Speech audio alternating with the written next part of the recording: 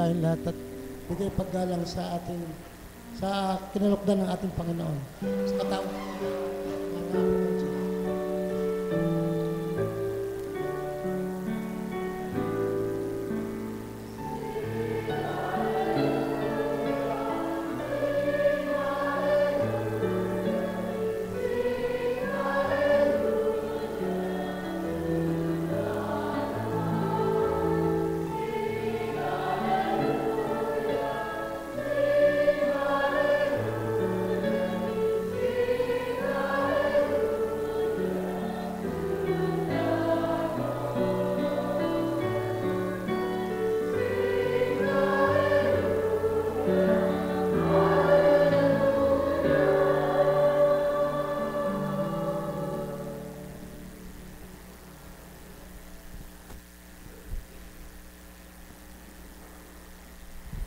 Sumainyo ang kapayapaan.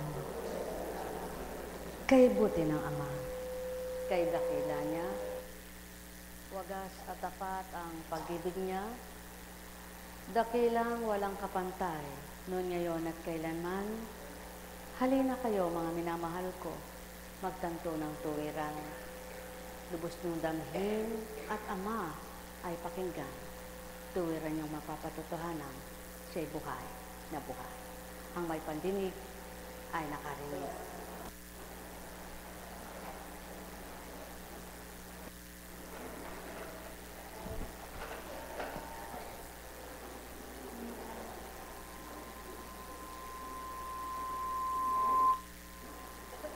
Anak, ipatag mo yung loob mo.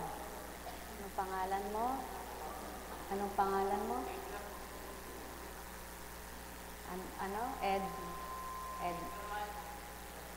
Edmar. Elmer. Payapa mo isip mo, ha? Wala naman, oh.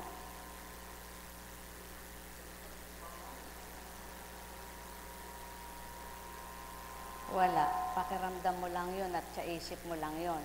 Wala. Kaya makinig ka para mapalitan yung nasa isip mo, no? Ang tao kapag nagugulo, kailangan na ang papasukin niya yung mabuti. Kapag nag-aalala, salitang banal, nagbibigay buhay. Buhay ba ang Diyos? Kaya lagi niyong tatandaan, ang mga nagsisikap at nagsusumakit na makatalim at makasunod sa Ama, nababago ang pag-iisip nila. Nababago ang pagkipag-isa, pakikisalamuha, pandama, at pagnanasa. Kaya't ang mga sumusunod sa Ama, nababagong buhay sila. Buhay ba ang Diyos? Inyong pakinggan ang mula kay Ezekiel. Ipakikita ko ang kabanalan ng dakila kong pangalan na nalapastangan sa harap ng mga bansa. Makikilala ng lahat na ako si Yahweh kung maipakita ko na sa kanila ang aking kabanalan. Titipunin ko kayo mula sa iba't ibang bansa upang ibalik sa inyong bayan. Wiwisikan ko kayo ng tubig na dalisay upang kayo'y luminis. Aalisin ko rin ang naging mantsa ninyo dahil sa inyong mga Diyos-Diyosan. Bibigyan ko kayo ng bagong puso at bagong espiritu. Ang masuwayin ninyong puso ay gagawin kong masunurin. Bibigyan ko kayo ng aking espiritu upang makalakad kayo ayon sa aking mga tuntunin at masunod ninyong mabuti ang aking mga utos. Ititira ko kayo sa lupaing ibinigay ko sa inyong mga ninuno. Kayo ay magiging bayan ko at ako ang inyong Diyos.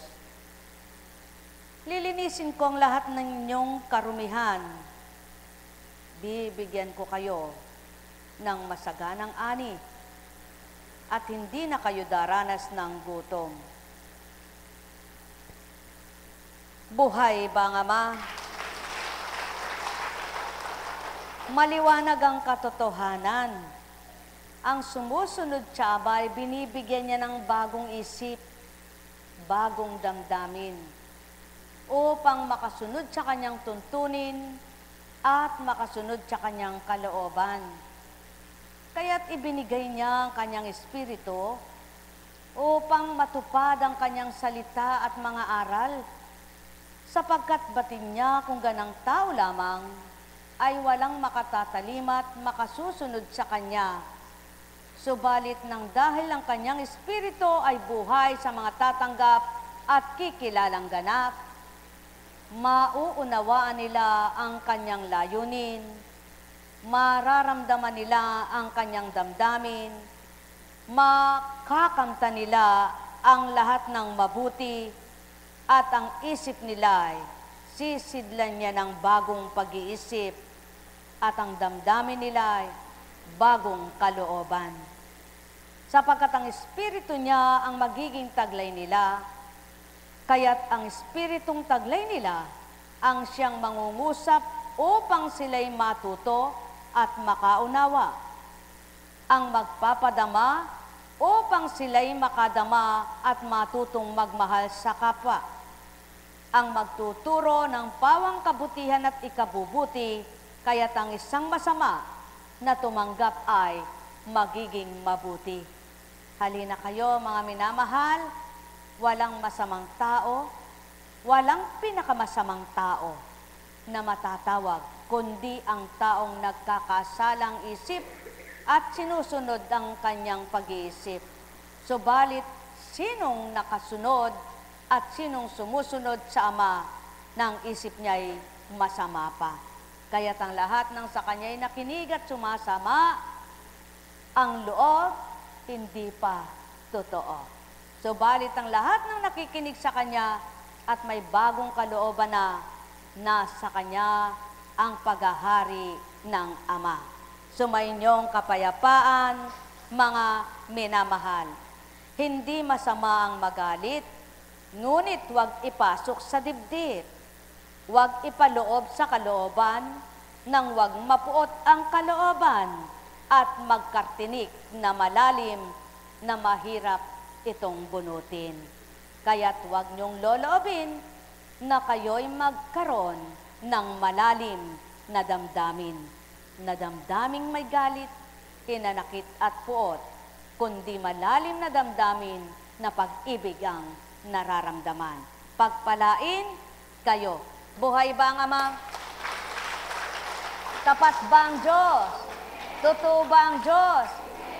Kung ang paniniwala nyo at pananalig nyo, ang daan ng inyong pagbabago at daan ng inyong pagkilala sa Ama ay ang karamdaman ninyo, upang siya'y makilala at madama nyo, ngayong oras na ito'y ang kinin ninyo na may gagawin ng Ama sa buhay nyo. Kaya't anumang karamdamang mayroon kayo, dapat ipagkatiwala niyong lubos ito at isuko nyo ang buong sarili nyo nang siyang makapanahan sa inyo.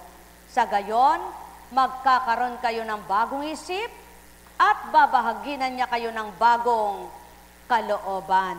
Kaya't ang pagkakabahagi niya sa inyo ay magiging marapat na magiging ginhawa nyo at magiging isang kagalingan na mararamdaman nyo, sapagkat siya ang tunay na nagpapagaling at siya ang kagalingan ng sinumang may karamdaman.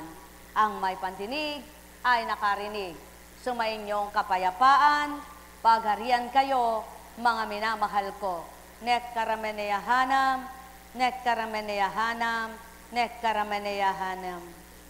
Elmer, Elmer, wala kang hinahanap at wala kang dapat hanapin. Halika dito.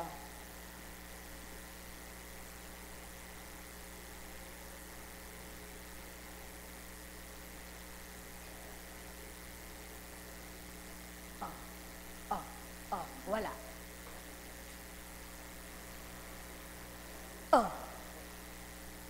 Wala.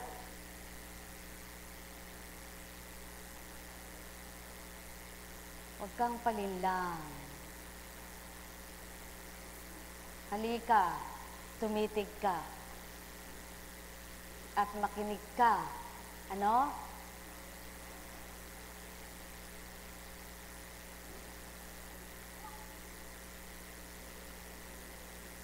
Kaya kayo, kung mahal nyo sarili nyo, may iniisip ba kayong problema sa pera? Kalimutan nyo. May iniisip ba kayong utang? Kalimutan nyo. May iniisip ba kayong sakit? Kalimutan nyo. May iniisip ba kayong nanggagalit? Kalimutan nyo. May iniisip ba kayong kagalit? Kalimutan nyo. Wala kayong kagalit. Nang sa gayon, huwag magulo ang isip, huwag kayong matulad sa taong wala namang katotohanan ng nasa isip, parang nakikita, parang nararamdaman, sarili dinadaya niya. Buhay ba nga ma? Sapagkat ang labis na pag-iisip at di tamang pag-iisip, nagkakasakit. At ang sakit ay hindi naman sakit, kundi sakit sa pag-iisip. Kaya kung ayaw niyong sa inyo'y mangyari, kung dumaratal sa buhay niyo ang ganito, lagi niyong tatandaan, ang amang nangako na bibigyan kayo ng bagong isip at bibigyan kayo ng bagong kalooban kung siyang inyong tatanggapin at kanyang espiritong mananahan, walang mananahan sa inyong kabulukan, kasamaan, karumihan ng pag-iisip.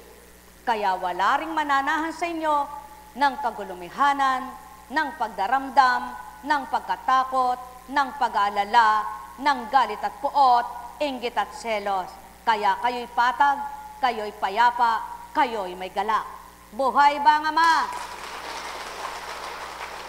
Kaya maliwanag ang wika niya, inaanyayahan ang mga anak niya, at ang tumalim at sumunod sa kanya na ibibigay ang nasa.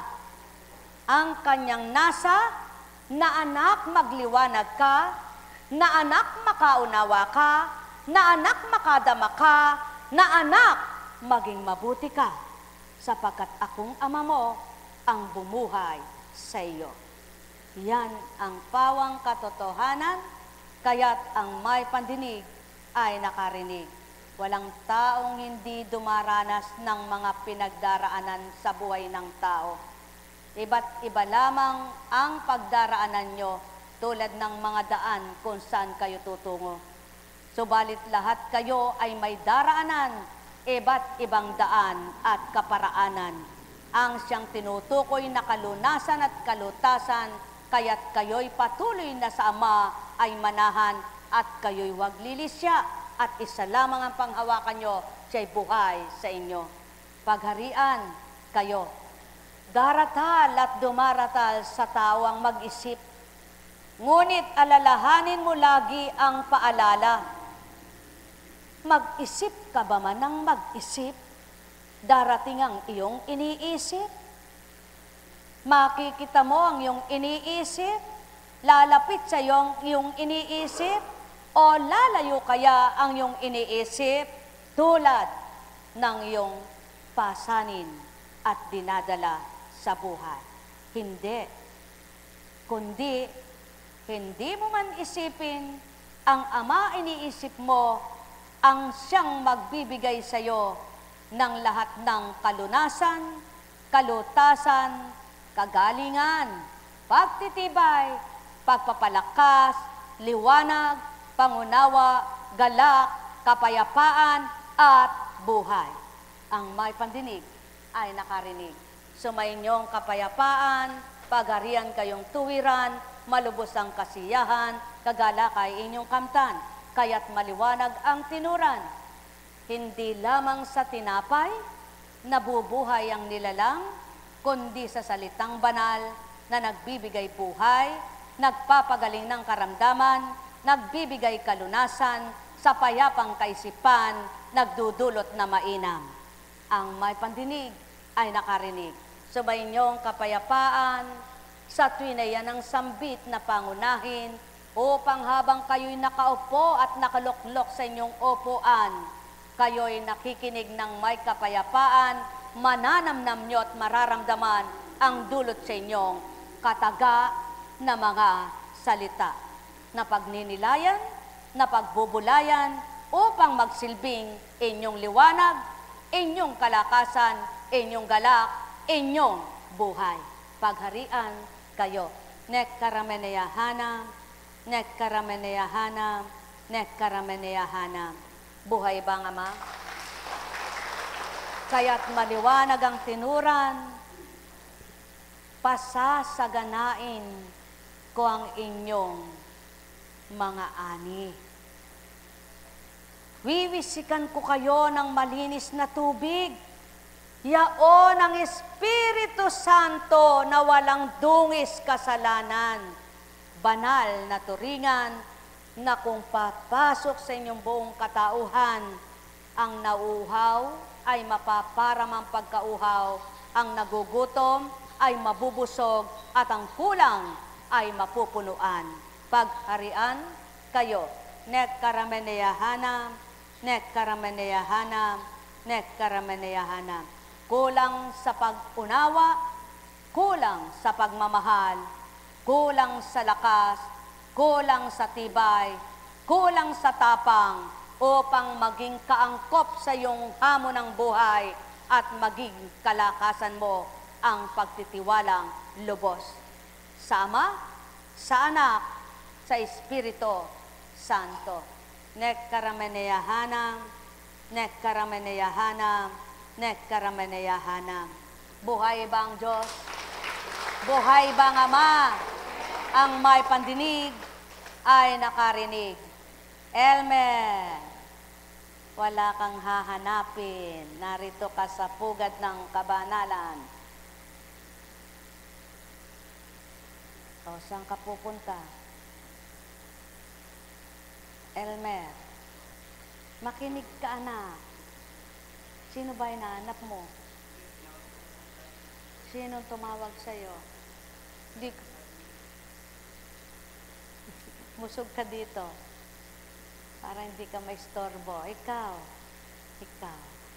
Ayan.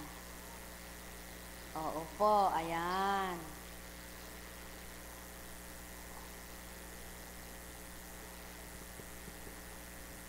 Umusod kayo doon. O ikaw, lumipat ka dito. Ikaw, kapatid, lipat ka dito. Hindi ka naiistorbo. Nakikinig kang mabuti, nadidistract ka niya eh. Yan, ano? O, meron pa ba sa inyong nababahala dyan at nagagambala? Sino ang nagbibigay pagkabahala at nanggagambala? Meron ba? Paalisin ninyo. Palabasin nyo nang kayo'y makarinig, nang kayo'y matutot, nang kayo'y makadama, at may iuwi kayo. Buhay ba ang Ama? Buhay ba ang Ama? Ang mga palaisipan ng tao ay hindi nawawala. Ngunit kung ang iniisip mo ay hindi tama, huwag mo nang itanim sa iyong diwa. Ang mga haka-haka ng tao ay hindi mawawala. Subalit kung di tamang haka-haka, ikaw ay kumawala. Ang mga ginagawa ng tao ay hindi matatapos. Subalit kung di tama, inyong tapusin na. Ang susungin ng tao ay walang katapusan. Subalit kung hindi makakabuti, tugutan. Ang may pandinig ay nakarinig. Nekkarameneyahanam, nekkarameneyahanam, nekkarameneyahanam. Ang pagnanasa ng tao'y araw at gabi mayroon. Subalit kung di dapat pagnasahan, huwag mo nang isipin at isipin ng isipin para huwag kang magnasa na ito'y mapasayo. Sapagkat kung di nararapat na pinagnanasahan mo, ikaw rin ang masasaktan, ikaw rin ang nahihirapan. Hindi dapat magutom ang tao, lahat ay dapat kumain.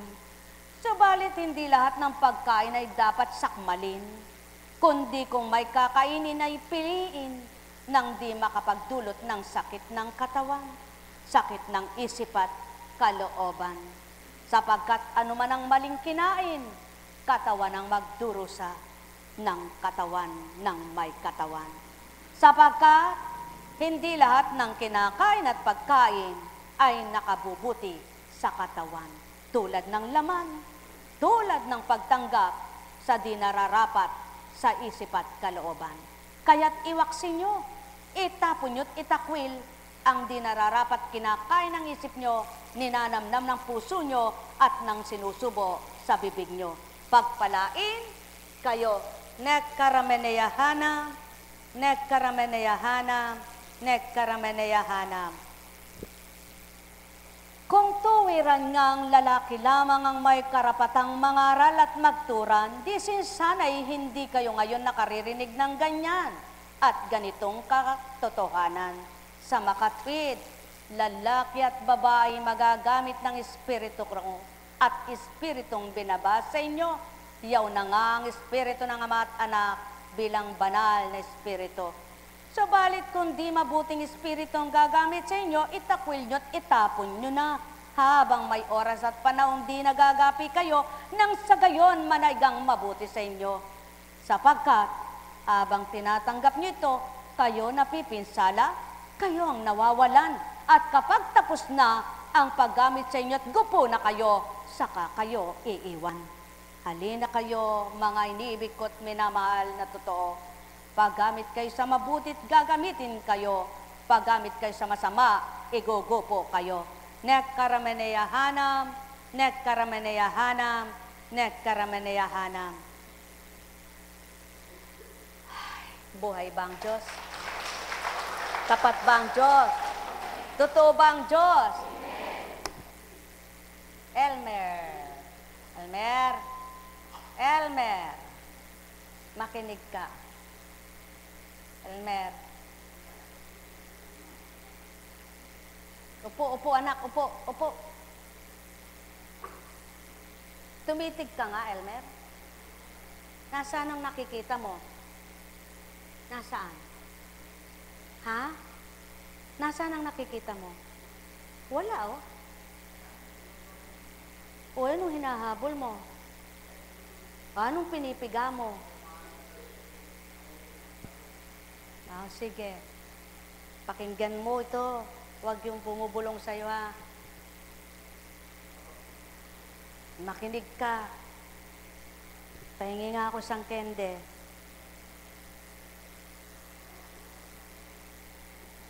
Pahingi nga ako sang bulaklak.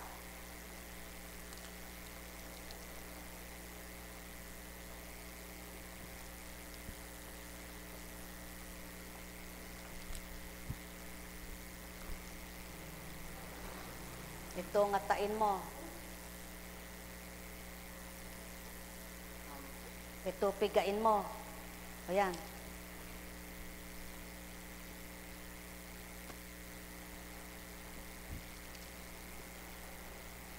Yan ang hulihin mo, kung anong amoy niya, ano?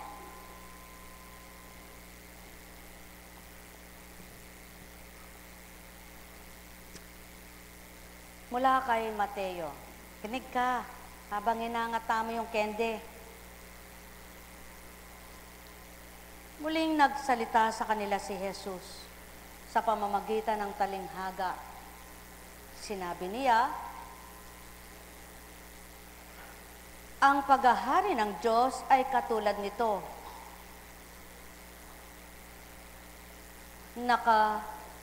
Naghandog ng isang pigingang isang hari. Elmer, makinig ka. Naghandog ng piging, yan, pigain mo yan, ang isang hari sa kasal ng kanyang anak na lalaki. Oh,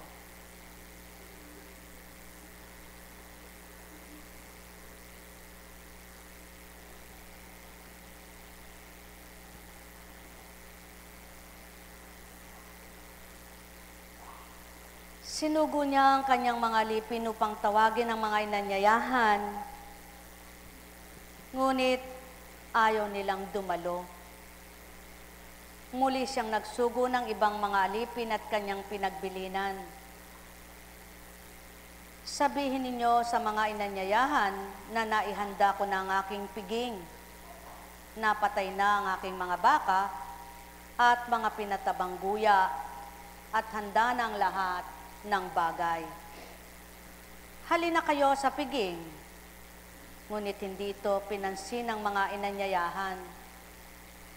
Humayo sila sa kani-kanilang lakad, ang isa'y sa kanyang bukid, at sa kanyang pangangalakal naman ang isa. Sinunggaban naman ng iba ang mga alipin, hinamak at pinatay. Galit na galit ang hari. Pinaparao niya ang kanyang mga kawal, ipinapuksa ang mamamamatay taong iyon at pinasunog ang kanilang lungsod. Sinabi niya sa kanyang mga alipin, nakahanda na ang piging, ngunit hindi karapat-dapat ang inanyayahan. Kaya't pumunta kayo sa mga lansangan, matao, at inyong anyayahan sa kasalan ng lahat ng makita ninyo. Lumabas nga sa mga pangunahing lansangan ang mga alipin at isinama ang lahat ng natagpuan.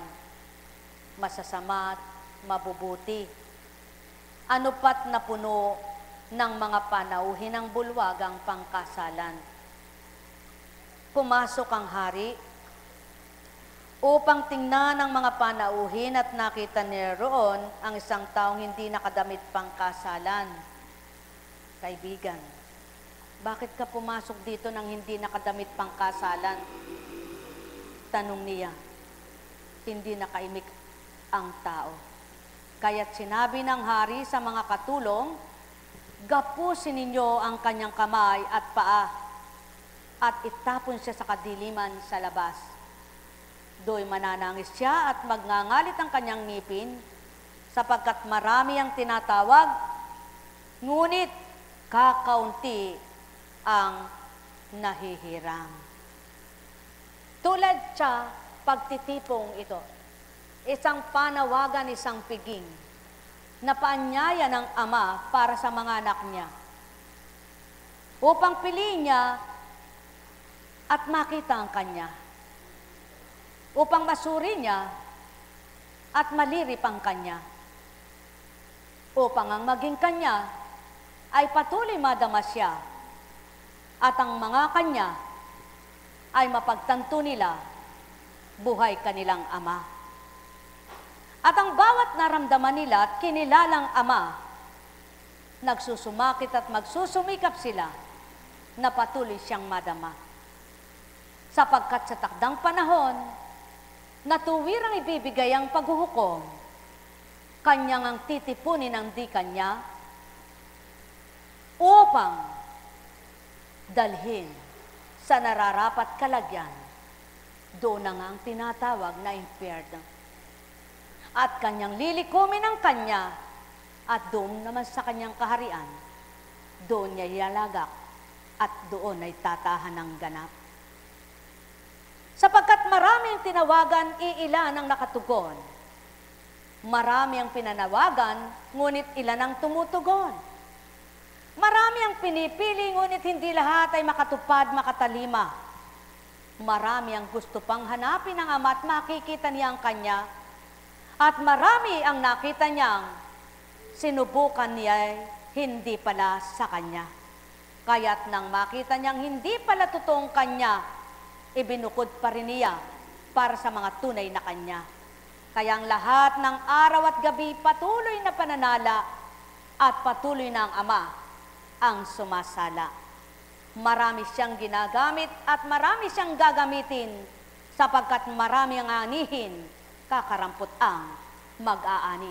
Kaya't hilingin niyo sa ama na tunay na dakila na siya'y mga magsugo pa ng maraming manggagawa.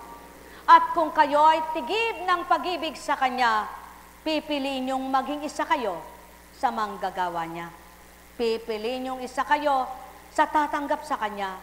Pipiliin niyong isa kayo sa mapipili niya.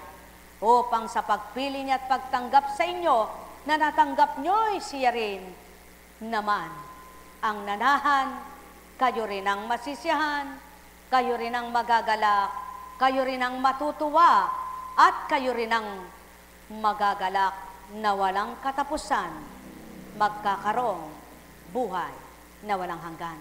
Nekkarameneyahanam, nekkarameneyahanam, nekkarameneyahanam. O Ama ng pag-ibig at Ama ng lahat, yamang ang pag-ibig mo'y buhay sa lahat ng tumanggap. Mabuhay nawa itong patuloy at magpadama silang lahat upang patuloy na lumaganap ang pag-ibig mong sa lahat. Ay nais mong ibigay at ipadamang tuwiran upang kanilang maramdaman ikay Diyos ng pag-ibig. Nekkarameneyahanam, nekkarameneyahanam, nekkarameneyahanam. Buhay ba ang Ama? Tapat ba ang Diyos? Tandaan ninyo, tinitingnan nyo ang inyong katawan. Nakikita nyo, nandyan pa rin ang karamdaman. Subalit ang katatakhan nyo, bakit ibang inyong pakiramdam? Kapag naramdaman nyo na ang Diyos na mapagmahal. Buhay ba ang Ama? Kaya nga, ang bawat isa, pagsusumakit, pagsusumikap na tumatanggap, siya rin ang nakikinabang, siya rin ang nasisiyahan, siya rin ang lalakas at ganang titibay. Kaya't Elmer, pagharian ka ng katotohanan at nang makatakwil ka sa di nararapat sa iyong katawan. Pagharian kayong lahat. Buhay ba? Tapat ba ang Diyos?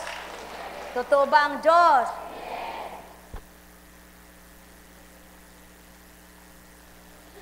Nawa, lahat ng naghahanap ng katotohanan ay masumpungan nga ang katotohanan.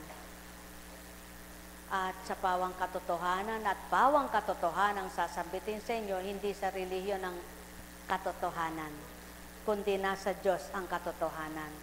Kaya't sa dakong ito, anuman ang relihiyon, tinatanggap. Sino ka man at ano ka man, tatanggapin ka, sapagkat pare-pare anak ng Ama. Subalit, hindi lahat ng naririto at lahat ng pumaparito tunay na tanggap ang Ama. Buhay ba ang Diyos? Buhay ba ang Diyos? Tapat ba ang Diyos? Totoo ba ang Diyos? Oh. Kumusta na, El? Nasaan yung bulaklak mo?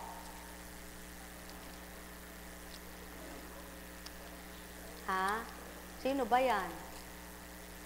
Sino ba yan? Ha? Si mami mo.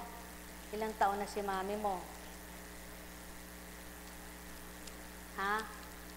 50. Ilang taon ka na, anak? 29. Eh? Gusto mo bang tumanda si mami? Ha? Gusto mo tumanda? Ayaw mo siyang tumanda. Huwag mong patandain sa iyong ginagawa. Ano? Oh, gusto mo bang lumakas si mami? Yan, baguhin mo yung ginagawa mo para mapalakas mo siya, no? At palakasin pa siya ng Ama. Tumiti ka sa akin. Mamili ka ng kende. Eh! Talagang gusto mo si pula, no? Yan. Maging dugo nawa ang panlinis sa iyo yan. Buhay ba ang Diyos? Tingnan ko nga uli. Pumili ka nga uli ng gusto mo. Eh! Mabuti naman. Maghari nawa sa iyong kalinisan tulad ng unang ibinigay. Pumili ka pa ng isa. Ay! Magliwanag ka nawa. Buhay ba ang Ama? Buhay ba ang Ama? Buhay ba ang Diyos? Yan. Pag pinanaligan mo yan, mangyayari sa Kanya. Ikaw ang una. Ikaw ang una. Ina niya na magtiwala muna. At siya sa susunod na. Buhay ba ang Ama? Pumili ka nga. Ay! Gusto niya rin yung banal na dugo. Pumili ka pa uli.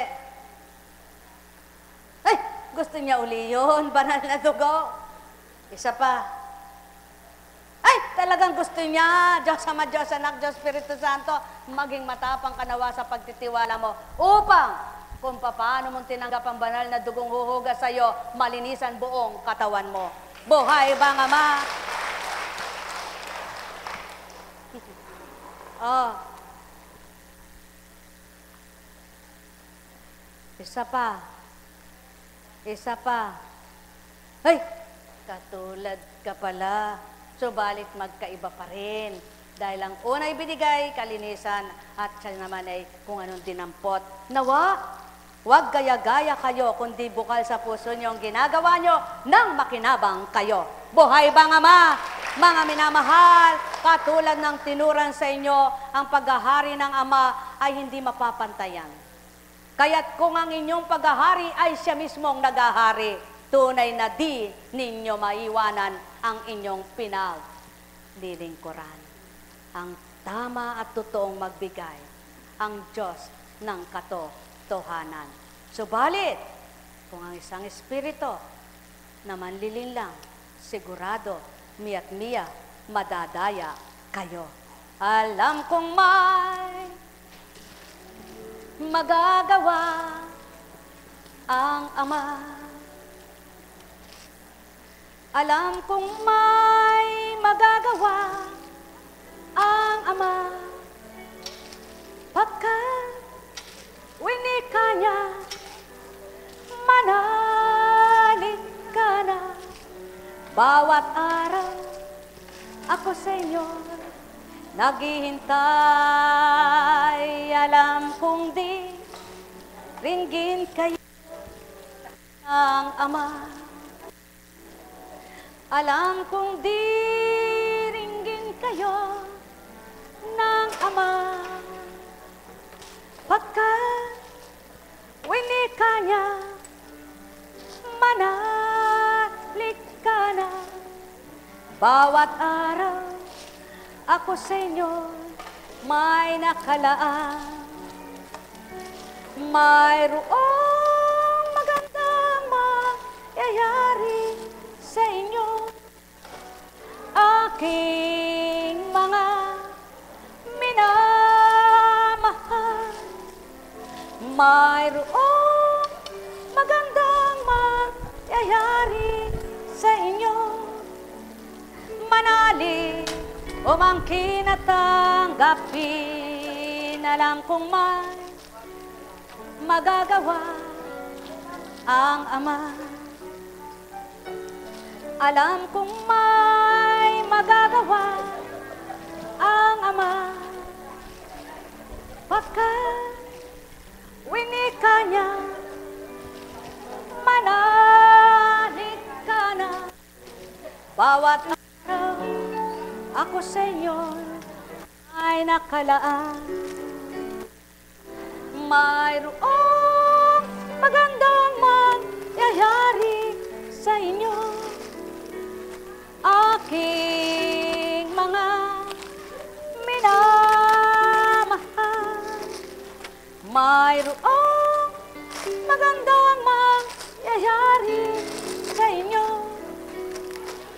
Manalig, umangkin at tanggapin. Alam kong may magagawa ang Ama. Alam kong may magagawa ang Ama.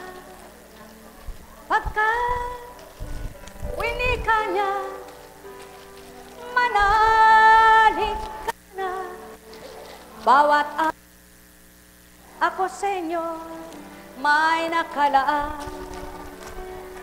Mayroong magandang mangyayari sa inyo, aking mga minamahal. Mayroong magandang mangyayari sa inyo.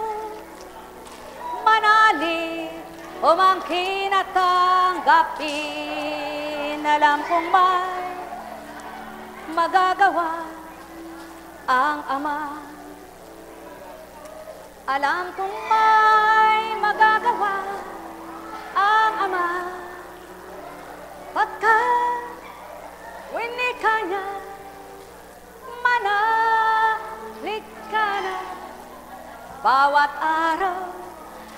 Senyor may nakalaan, mayroong magandang mangyayari sa inyo, aking mga minamahal.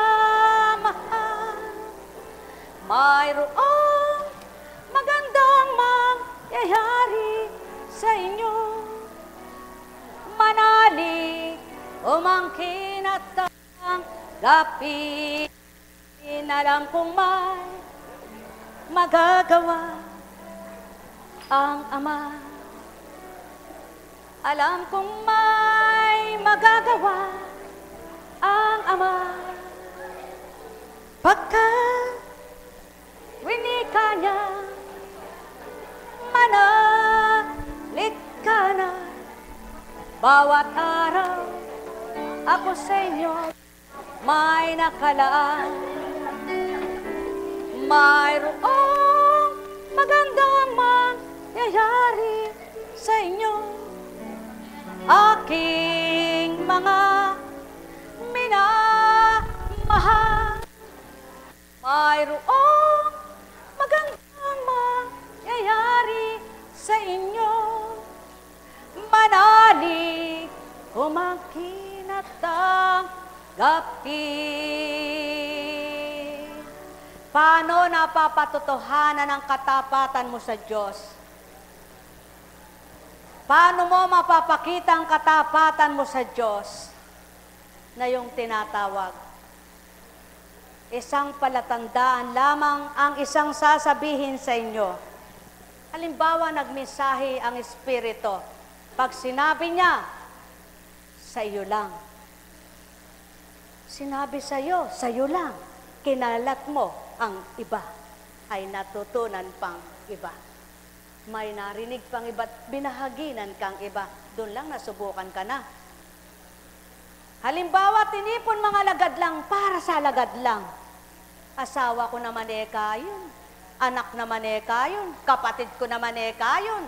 May nagtanong, kaya nga sinabi, para sa lagad lang.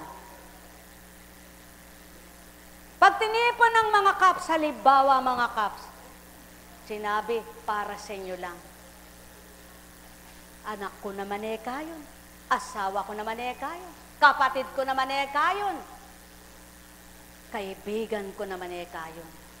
Ano ang dahilan? At sinasabi pang para doon lamang. Sa makatwid, hindi sasabing para doon lang kung dapat malaman ng iba. Doon pa lang napapatotohanan na ang isang pagiging matapat kung tao kayong matapat sa Ama. Sapagkat ang tunay na matapat at totoong matapat, ano man ang relasyon mo at napakalalim man ang relasyon ninyo. Kaya nga sinabi, kahit sa matalik mong kaibigan, mga minamahal, marami pang dapat matutunan ng tao. Kaya kung magkamisan sa pagkali ng bibig ng tao, nagkakasalang kapwa-tao. Sapagkat hindi mo naman maipapaliwanag ng kakatulad ng paliwanag sa iyo. Hindi mo naman maihahayag ng tamang-tamang katulad ng pinahayag sa iyo. Sigurado pag kinuwento mo sa iba, iba nang dating nito. Ngunit, kung nakikipagtotoo ka, ikaw lang ang nakarinig, ikaw lang ang sinabihan, kayo lang ang nakarinig, kayo lang ang nakaalam, totoo kayong matatawag. Yan ang pawang katotohanan, doon lamang masusubukan ang tao. Doon lamang nasusubukan ang tao. Kaya sinabing mensahe, para sa inyo lang. Kapag sinabing pangkabuuan, sasabihin sa lahat. Kaya nga't may pinag-uukulan, may pag-uukulan at pinatutungkulan, sapagkat hindi lahat katulad ng mga lagad. May kasama ang Kristo na ilan, may kasama na iilan, may kasamang lahat ay kasama, may kasama na maraming kasama. Mga mahal, magnilay, magbulay, magtantong, tuwiran. Mabuti kung nakapagdulot ng maganda ang kwento. Mabuti kung nakapagdulot ng maganda ang binahagi. Mabuti kung nakabutit nakabubuting mas mabuti. Paano kung hindi? Sa nagmula ang kasalanan? Paano kung naging daan ka para magkasala ang kapwa mo? Sumainyo ang kapayapaan, mga minamahal ko, diyan nasusukat ang pagtanggap at pagiging matapat. Diyan nakikita ang tunay na matapat. Kaya't inyong dapat mabatid at dapat nyong matutunan upang dapat nyong gawin at dapat nyong tupdin at patuloy nyong hanapin ang amamandin. Nek karameneyahanam, nek karameneyahanam, nek karameneyahanam. Doon na nagaganap ang palipat-lipat na salita ay napahahabat na bibigyan ng haka-haka at maling panukala. Kaya't sa pamamagitan ng dilang maliit at mahabang dila, lumalago, lumalawak ang hidwaan kung misan ay alitan ay di maampat. Sapagkat tao ang pinagmumulan, hindi banal na espiritu, hindi amang totoo, hindi Diyos, Ama, kundi tao. Sumainyong kapayapaan, pagharian kayong tuwiran, malubos ang kasiyahan, kagalakay inyong kamtan, makipagtotoo sa di nakikita at gagawin niyong marapat ang katapatan sapagkat kanino man kayo marapat, sino man ang kasama nyo, ang kailangan nyo'y amang matapat nang kayo'y maging matapat ding lahat. Nek karameneyahanam, nek karameneyahanam, nek karameneyahanam. Buhay ba nga ma? Tapat po ba ang Diyos?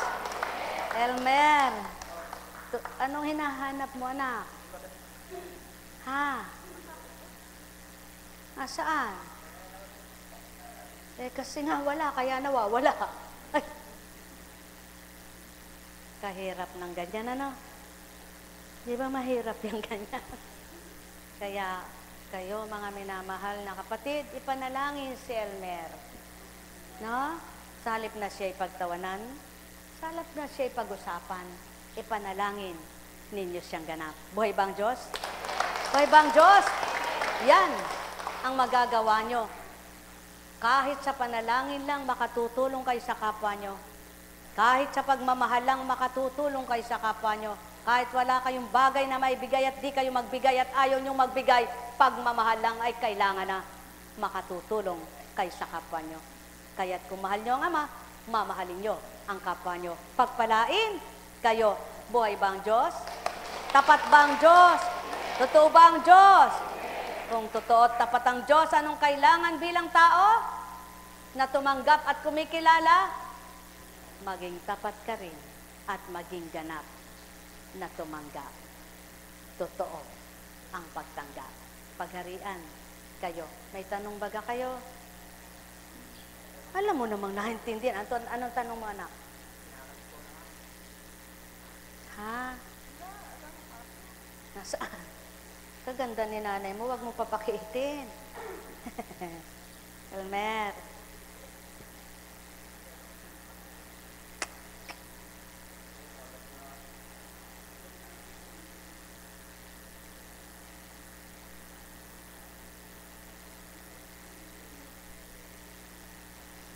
Elmer, makinig ka na ka. Tanggapin mo to. At nang makalaya ka. Ha?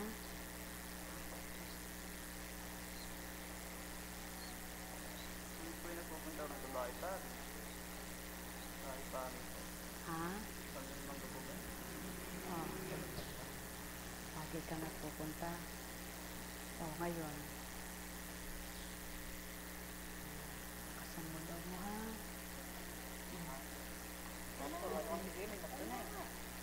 Makinig ka. Wala anak, ha? Wala kang kaaway.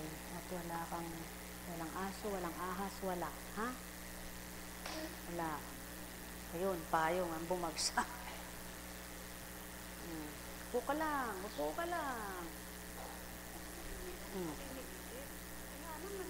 Nasaan ba? Nasaan? Papaluin ko. Nasaan? pumasok sa loob. Saan? Sa loob po ng damit. Wala. O, nako. Wala. O, sige, tumitig ka lang. O, inom ka ha.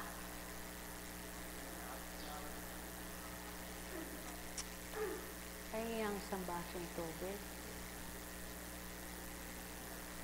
Ay, Ama ko at Diyos ko. Ipanalangin niyo ang kapwa niyo tao. At maging aral ito sa inyo na wag din kayong patatangay sa di tamang pag-iisip nyo. Anak ko. Oo, teka lang. Lumalala naman yung paghahanap mo. Ito. Ito, inumin mo. Sige, busin mo. Sige, inumin mo yan at mawawala yung hinahanap mo. Sige pa, anak. Bubos. Sige na, manahimik ka na. Wala na, tumakbo na. Tumitig ka na lang. Elmer. Tumitig ka na lang, Elmer. Ha?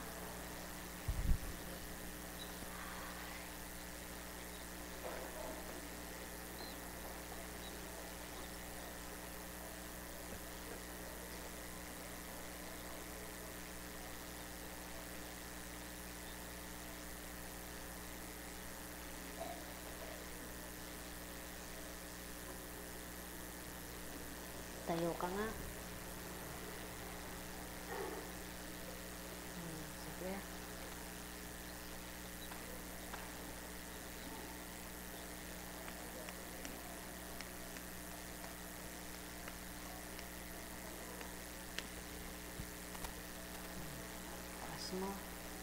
Taas mo kamay yung paa mo. Taas mo. Hindi, ito. Paa. Taas. Ganyan mo. Baba. Taas. Baba. Taas. Baba. Taas. Baba. Kumusta? Hindi pa lubos na mawawala yan sapagkat ano?